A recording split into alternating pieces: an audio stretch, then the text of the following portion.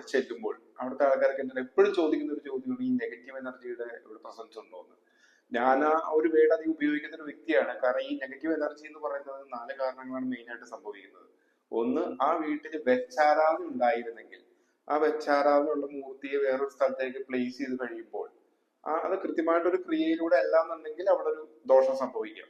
2, പാരമ്പര്യമായിട്ട് കിട്ടുന്ന ഒരു സർപ്പദോഷം, അതും ഈ പറഞ്ഞൊരു കാര്യങ്ങളാണ്. പിന്നെ ഈവിൾ സ്പിരിറ്റിന്റെ പ്രസൻസ്. അതുപോലെയാണ് ഏറ്റവും പ്രധാനമാണ് ഈ ദുർമരണപ്പെട്ട ആത്മാക്കളുടെ ഒരു സാമീപ്യം.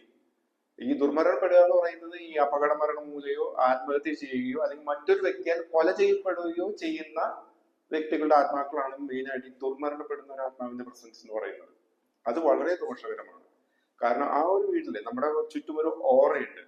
ആ ഓറ ഏതെങ്കിലും ഒരു സമയത്ത് വീക്ക് ആയിരിക്കുന്ന സമയത്താണ് ഇവര് നമ്മളിലേക്ക് ആവാഹിക്കപ്പെടുന്നത്, ശരിക്കും ആകർഷിക്കപ്പെടുന്നത്.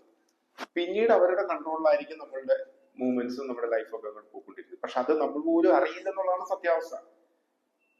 അവരുടെ ജീവിതത്തിൽ സംഭവിക്കുന്ന ദോഷകരമായ ഒരു പ്രവൃത്തികളും അവർക്കത് മനസ്സിലാവില്ല. ചിലപ്പോൾ അവരുടെ കുട്ടികളുടെ അനുസരണശീലമില്ലാതെ വളരുന്നതാവാം, അവര് നന്നായിട്ട് പഠിച്ചിരുന്ന കുട്ടികൾ പിന്നീട് പഠിക്കാത്തൊരവസ്ഥകളാവാം.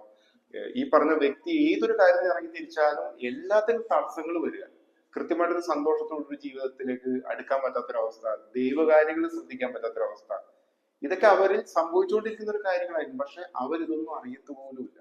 കാലക്രമേണ ആ ഒരു നാശത്തിലേക്ക്, അവരുടെ വീടുമായി ബന്ധപ്പെട്ടിട്ടോ അല്ലെങ്കിൽ ആ വ്യക്തികളുടെ നാശത്തിലേക്കും അത് എത്തിപ്പെടും.